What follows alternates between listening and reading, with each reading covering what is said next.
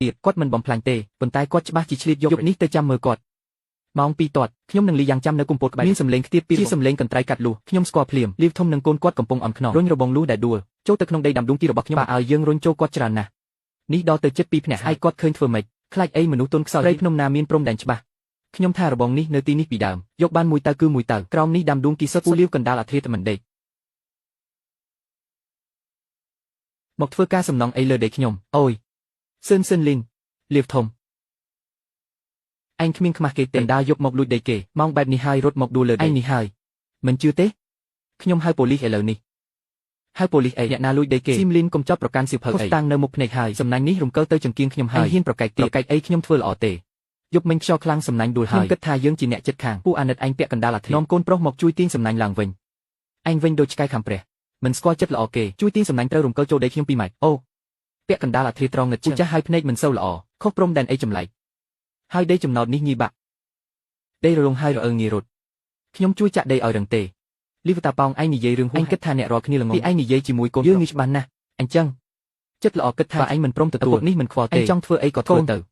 យើងទៅចៅវាយទុកឲ្យគាត់រត់ទៅកំហឹងនេះមិនអាចរំលះរត់វត្តរត់ទេថ្ងៃនេះចាប់បានផ្ទាល់មាត់គាត់ពោលនេះជាលទ្ធផលល្អព្រឹកស្អែកតាក់ទងក្រុមសំណងតាមខ្សែព្រំដែនយើងមានដៃកំពុងដំឡើងរបស់អគិសនីដោយខ្ញុំចេញមើលគាត់រំកិលទៀតព្រឹកព្រលឹមថ្ងៃក្រុមសំណងចូលក្រោមការត្រួតពិនិត្យរបស់លីវនឹងកំពុងដៃរឹងមាំងើបឡើងលីវតាប៉ោងឈរលើភ្នំខាងខឹងជន់ជើងចិត្តដល់រដូវប្រមូលផលថ្នាំដួងហើយចាស់ជំនាញក្នុងភូមិដាំក្រញូងគុណភាពសំបីតែយកទៅផ្សារថ្នាំក៏ជាទំនិញក្តៅគេដែរចំណែកមន់ស្រុក5000របស់លីវតាប៉ោងចេញលក់ហើយដើម្បីរកចំណេញលីវតាប៉ោងសម្រាប់ចិត្តលក់ចុងក្រោយដាក់ឲ្យថតចំណេញឲ្យថតដេញមន់ក្រោមភ្នំទាំងអស់ចូលក្រៅវិញពីអាទិត្យនេះកុំឲ្យវារត់វង្វេងឲ្យវាស៊ីតែពោតឲ្យថតទាំងអស់គាត់នាំកូនប្រុសកាន់របស់បន្លឺសម្លេងចាស់ឬសន្ធឹកខ្លាំងដូចកូនរន្ទះត្រឡប់មកផ្ទះវិញហើយហ្វូងមន់ភ័យខ្ចាត់ខ្ចាយតែគ្មានមួយណារត់ទៅរកគាត់លីវតាឡាប៉ាខឹងយ៉ាងខ្លាំងប្រញាប់ប្រញ័រឆ្លងរបងដែលចាប់ដើមដេញពីពេញភ្នំនិស្សិតអរគុណដែលជួយចិញ្ចឹមមន់នេះចិញ្ចឹមបានល្អណាស់ខ្ញុំមិនអាចរាក់ទាក់ទេខ្ញុំនឹងយកទៅលក់នៅស្រុកឥឡូវនេះមុនលក់ត្រូវដាក់កន្ទុកនឹងពោតឲ្យធ្ងន់ដូចនេះទម្ងន់គ្រប់ខ្ញុំឈរនៅមាត់ទ្វារផ្ទះមើលគាត់នឹងកូនប្រុសគាត់អស់សង្ឃព្រះអាទិត្យលិចយកមន់5000ដេញទាំងបណ្ដេញត្រឡប់ទៅគាត់វិញចៅហ្វាយឲ្យគាត់យកមន់ទៅហើយនេះមិនមែនចិញ្ចឹមឲ្យគាត់ឥតគិតថ្លៃរាប់ថៃទេកុំប្រញាប់រឿងល្អទៅតែចាប់ផ្ដើមលីវតាឡាប៉ាយកដាក់ចូលក្នុងទ្រុងក្តៅហុយគាត់នឹងកូនប្រុសយកថងធោស្ងួតថោកបំផុតនឹងកន្ទុកចាក់ចូលក្នុងស្មៅទាំងអស់តែម្ដងស៊ីឲ្យអស់ពីកម្លាំងស៊ីធាត់ប៉ុណ្ណឹងខ្ញុំចំណេញគាត់រងចាំដោយអំណរហ្វូងមន់ដូចរាល់ដងនឹងប្រញាប់មកឈួតស៊ីយ៉ាងខ្លាំងតែមន់5000ក្បាលគ្មានមួយណាកូនប្រុសលីវតាឡាប៉ាឆ្ងល់មានរឿងអីហេតុអីមិនស៊ីឲ្យវាឃ្លានរហូតដល់ល្ងាចហើ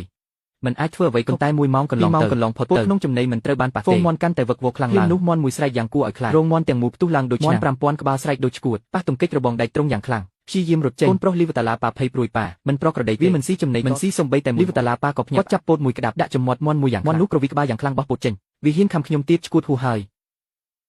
ស៊ីទៅអញស៊ីទាំងនេះសុទ្ធតែជាអាហារតែមន់ទាំងនេះធ្លាប់ស៊ីតែថ្នាំទុនឥឡូវបដូរឲ្យវាស៊ីកន្ទុកដូចឲ្យមនុស្សទៅស៊ីថ្មីល្ងាចនោះលីរត់មកខ្ញុំដាក់ថាលោកម្ចាស់លោកវិទេមន់របស់លីវធំកំពុងស្រែកដូចគេសម្ទាំងមូលលឺអស់ហើយ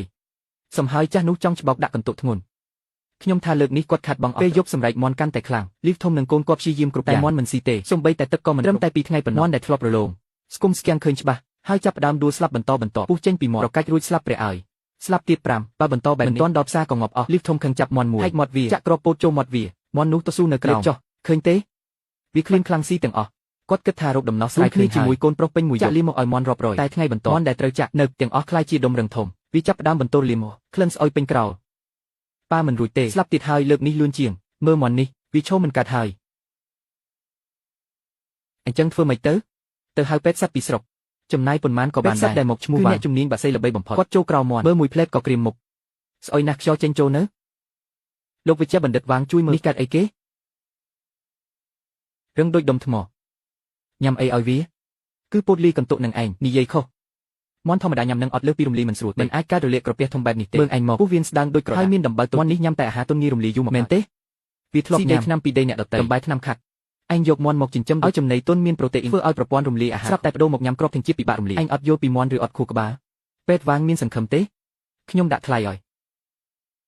អត់សង្ឃឹមទេវាខូចមុខងាយរំលាយអាហារញ៉ៃញ៉ៃអស់ឯងឲ្យទឹកទេពបរិសុទ្ធក៏អត់មានស្រូបមិនចូលទេចាំស្លាប់ចុះពេទ្យសត្វវាងទុកពាក្យនឹងយកថ្លៃពិនិត្យ300តែចេញទៅដោយមិនលីវតាឡាប៉ាអង្គុយសន្លប់ក្នុងមុខអស់សង្ឃឹមដំណឹងមន់5000ក្បាលចិត្តងាប់ហាដូចស្លាប់ទៅពេញភូមិថ្ងៃឡើងខ្មៅមួយឈប់នៅមុខផ្ទះលីវតាឡាចុះពីឡានមកបរោះធាត់ម្នាក់សក់ស្អាតអូយល់ថាឯងមានលុយខ្ញុំមកមើល